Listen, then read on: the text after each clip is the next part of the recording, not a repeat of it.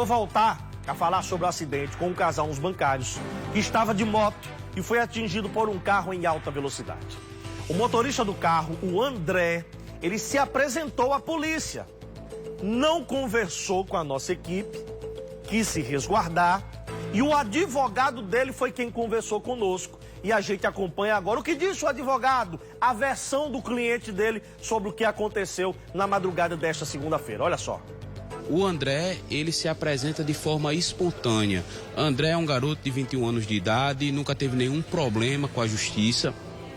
Estava junto com a namorada, voltando de uma programação de casal e, infelizmente, perdeu o controle do carro por causa de outro carro que vinha na retaguarda e acabou atravessando o canteiro central e ocasionando esse trágico acidente. André tinha bebido? Negativo, nem tinha bebido, não tem nenhum relatório de bebida, de droga, não fez absolutamente nada. Ficou no local até chegar a ajuda. Quando começou a juntar a quantidade de populares e curiosos que começaram a ameaçá-lo, aí, pela segurança dele e da namorada, ele preferiu se evadir do local. Contudo, já constituiu advogado, se apresentou e vai participar de todo o processo. O delegado apenas tentou fazer qualificou e perguntou se ele tinha o interesse de falar e por orientação dessa defesa, ele ficou em silêncio e a gente vai responder apenas em juízo. Pronto. Escolheu não falar, porque o advogado, às vezes, ele diz uma coisa pro cliente, mas o cliente faz aquilo que ele quer, tá? Se o advogado orienta ele a falar, ele diz, não, eu não devo. Eu sei como foi o acidente. Eu sei que eu não tive culpa, eu quero falar. Então, se ele quisesse, ele falaria, tá? Ele preferiu seguir o que disse o advogado dele, o doutor Daniel, e não respondeu as perguntas do delegado. Vai responder apenas quando julgado perante o juiz ou a juíza, tá bom? Quem estava na central de polícia também, nesse mesmo momento em que chegava o André, o responsável, né, a pessoa que estava guiando o carro nesse acidente, foi o pai da Luana, popularmente conhecido como Mazinho. A Luana é a moça que estava na garupa da moto, que está internada em estado grave no Hospital de Emergência e Trauma Senador Humberto Lucena, inclusive precisando de doação de sangue, que a gente vai falar daqui a pouco sobre o caso. E ele também conversou com a nossa reportagem, com a nossa equipe, e você confere agora o que ele disse. Olha aí. O advogado está no direito de fazer a defesa dele, é o direito do advogado. Porém, é sabido por todos que o jovem estava assim embriagado, vinha conduzindo o veículo em alta velocidade, fazendo ultrapassagem indevida.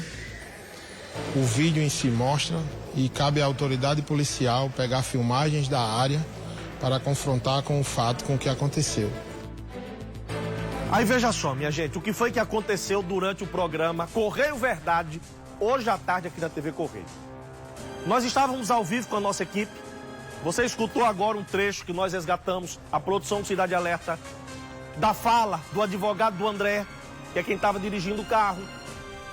Nós ouvimos também o pai da Luana, tá? Que é o Mazinho, Josemar. E aí, eu recebi uma ligação dizendo que o Ricardo, o esposo da Luana, que estava na moto, pilotando a moto, que está em casa, você está vendo aí as marcas, inclusive, tá?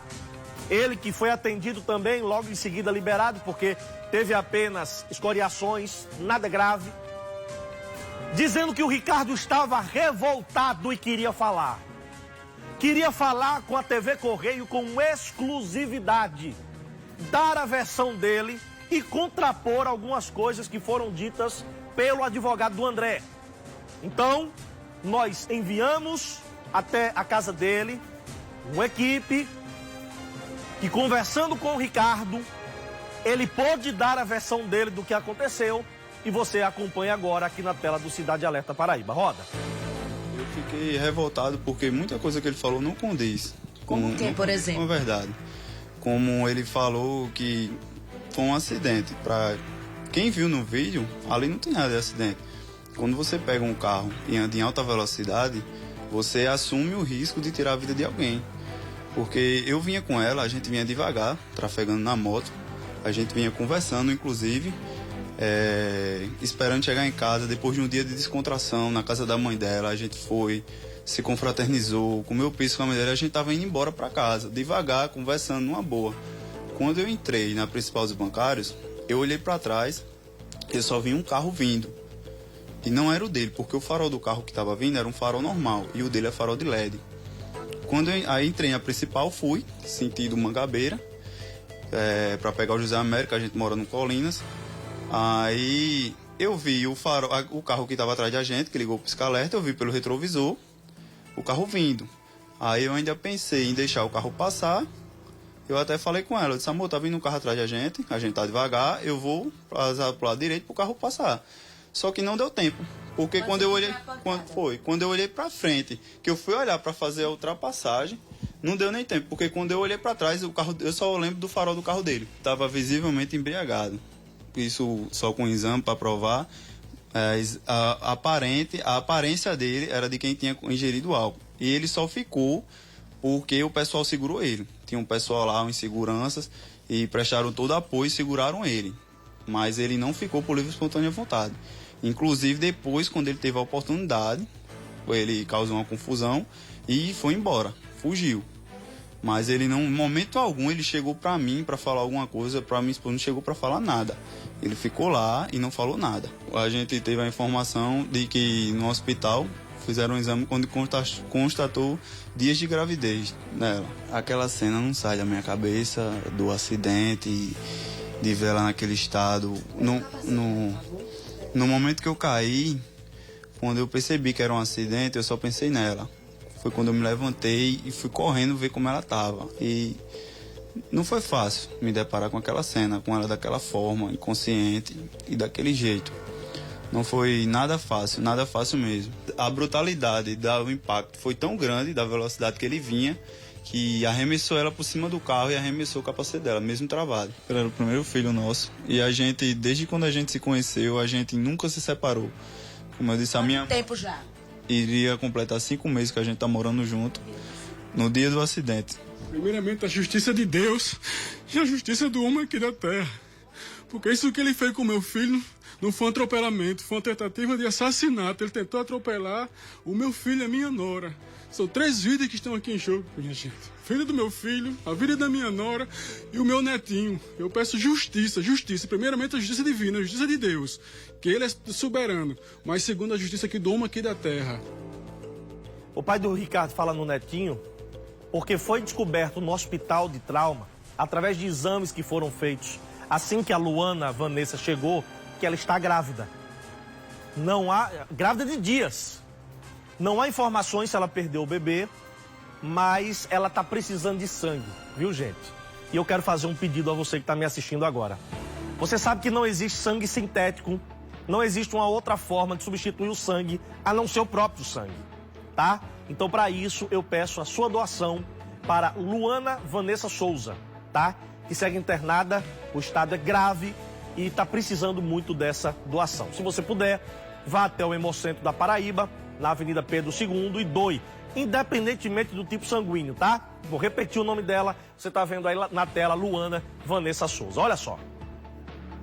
Primeiro, a nossa torcida para que ela possa se recuperar o quanto antes, tá? Voltar para casa, para o marido, para o pai, né? Ter essa gestação e daqui a 9 meses nascer um menino ou uma menina que possa dar muitas alegrias à família, tá? Certeza absoluta que esse é o nosso primeiro pensamento, tá? Segundo ponto. Com base no que o Ricardo falou, o Ricardo é o esposo da Luana que estava na moto. Primeiro, o próprio Ricardo praticamente descarta a possibilidade de racha. Que, inclusive, era uma coisa que vinha de acordo com a velocidade com que o veículo vinha, né, o veículo que atingiu o casal que estava na moto. Muita gente falou, era um racha. Poderia ser um racha. Ele praticamente descarta, o Ricardo praticamente descarta. O que é que ele conta, para você bem entender? Imagine a principal dos bancários, você que conhece. Você que não conhece, imagine uma pista, tá aí, ó, você tá vendo o local, com 2 faixas, uma via indo ou tá voltando, 2 faixas de cada lado, tá? E aí você tá na faixa da esquerda. Era onde estava o Ricardo e a Luana com um veículo atrás deles. Atrás desse veículo vinha o veículo do André. E você sabe que a faixa da esquerda é a faixa de ultrapassagem. É a faixa das pessoas que estão andando mais rápido na via.